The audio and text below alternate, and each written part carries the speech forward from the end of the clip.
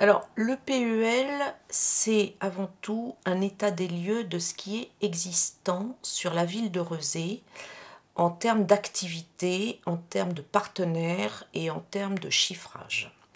Ce qui jusqu'à présent n'a jamais été fait, ou a été fait mais jamais aussi dans l'approfondi, avec des chiffres, avec des données, des renseignements que nous avons fournis au le plus d'associations possibles à donner des éléments.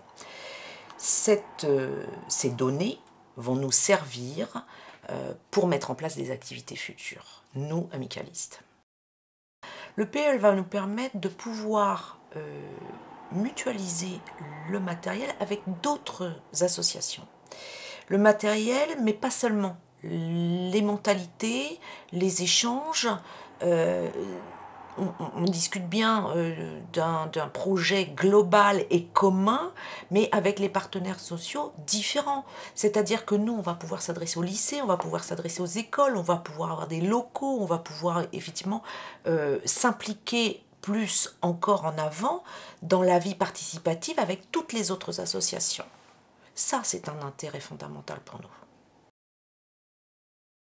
Les actions qui vont être menées dans le cadre du PEL seront les actions ciblées sur les petites sections, moyennes sections, grandes sections chez nous, Château Sud, puisqu'effectivement, on s'est rendu compte qu'il n'y avait pas beaucoup d'activités pour cette tranche d'âge.